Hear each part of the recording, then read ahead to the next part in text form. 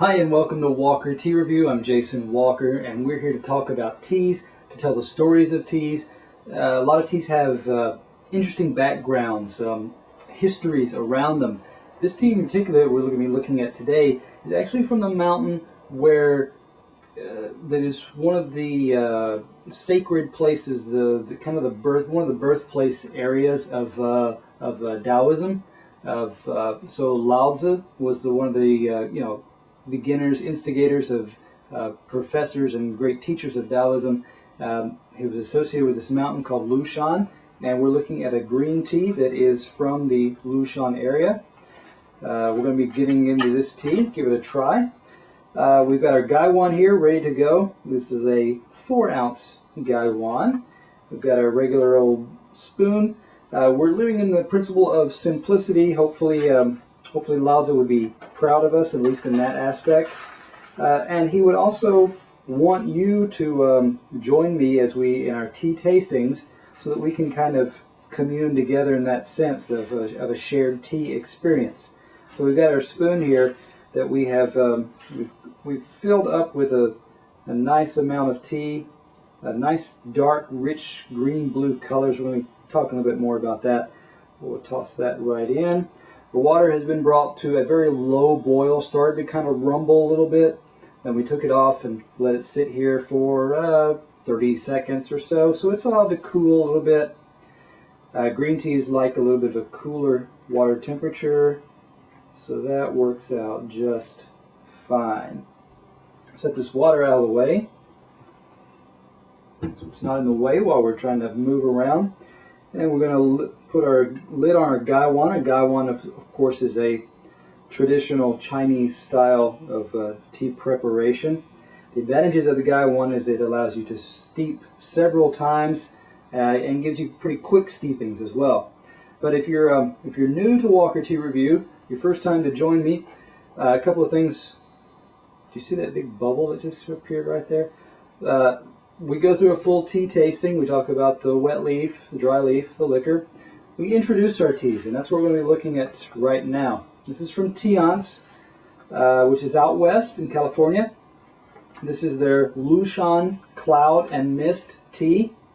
Okay, you can find 2 ounces available for $24 on Teance's website. The name Winnie is the key owner, the key personality associated with Teance. She's a experienced, well-respected tea expert, tea specialist in that area and in the U.S. overall. So let's go ahead and give this one a try. As we said, 2 ounces, $24. Lushan is in Jiangxi province of China. Now let's give this one let's talk about this dry leaf a little bit. Rich, sweet smells. It's got a green vegetal type smell. It's got a bit of a cream spinach type sweetness, creaminess, fresh green aspect to it in that sense. Let's go ahead and look at some of these leaves here. Sweetness reminds me of like a green clover. I'm referring to my notes. That was something I picked up in a previous off-camera tasting. And then look at these leaves, and you're getting some very small, fragile. Well, actually pretty sturdy. But these are nice green-blue shards or leaves, I should say. They're curly. You almost get kind of curls, ringlets type shapes. Maximum, if they were stretched out 3/4 of an inch or so. Okay, maybe an inch around there. Dark green, and also that indicates, and we can detect already, not a lot of fuzz. These are not the downy little tips that they're prominent with some of your small green tea leaves. This one doesn't have that down to it, but notes on their website kind of associate with a biluochuan, and biluochuans are known for that little similar squiggly type shape. almost like a corkscrew type shape with the Bilochun. This one doesn't exactly have that. Bilochuns tend to be a little fuzzier, have those white silvery hairs on them, where this one has little to no. I don't recall seeing any fuzz on these leaves. So let us go on and talk a little bit about this wet leaf and about pouring and using our gaiwan. Actually, let's see, have a look. That looks good. That's a nice emerald jade looking color. So we're going to angle our lid over towards, so the lower point is over towards the glass. That gives us an opening on this end for the air to go in as the water pours out, giving us a smoother pour. Index finger and thumb on your rim. I'm sorry, middle finger and thumb. Index finger actually goes on top of your lid to hold it in place. And there, and away we go. The beauty of the gaiwan, of course, you're getting a smaller amount, but you're using this more times, and you're getting faster pours out of it. So this is something that's quick and simple for one or two people. Okay, so let's get a little bit of time here. Kind of look at this wet leaf. Give it a smell.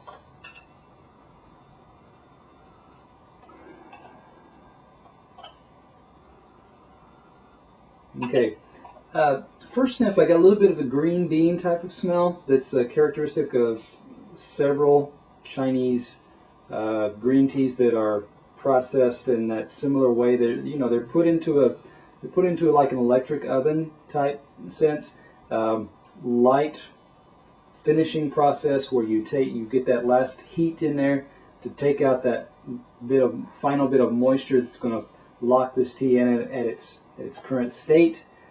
A little bit of green bean, but then it transitioned over into a sweet, buttery type of cabbage smell. So definitely not off-putting.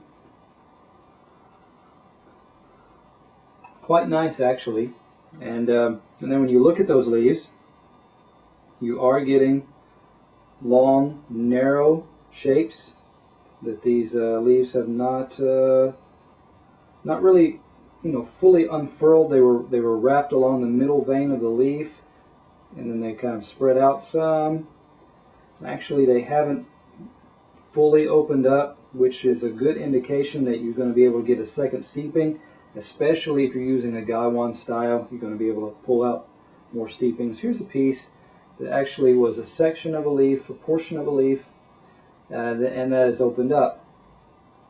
Yeah, very delicate, nice bright green colors, lightening up a little bit towards the green with a tinge of yellow to it, but very nice, slender, tightly wrapped, twisted leaves there. We're going to go to our liquor now. And we use our wine glass, of course, that allows us to stick your nose down in the cup, get some deep smells of that. You can kind of look at that color as well. Now this particular green tea, I'm seeing more of the green tinge to the liquor. And depending on the age of the tea leaf itself, and the kind of tea, you want to prefer that greenish color. That gets a bit more vibrancy, a feeling of greater freshness or indication of greater freshness. So that's a good sign for this one. Still a bit of that kind of sweet, buttery cabbage type smell coming off.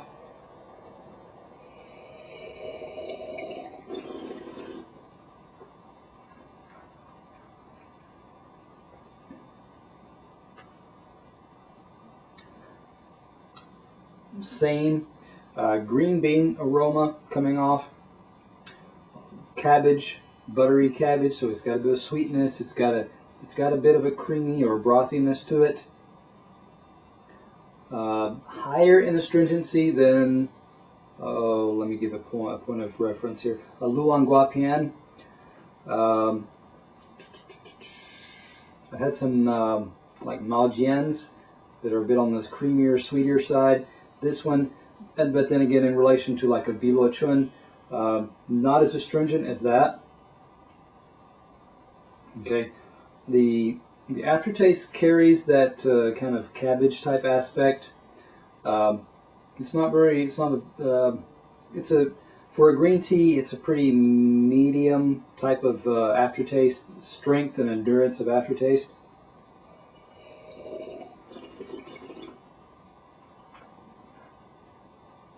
So yeah, medium astringency, medium to light on the brothy aspect, but still, overall, this one's got a bit of a hardiness to it. It's got a bit of a thickness to it. It's got a thickness, but a heft to it. It's got real of a meaty type feel to it. So that's why it gets. I would come back to this tea for that particular reason. It's consistent with other teas of its type in that respect. It's not as astringent, biting as a Biluochun.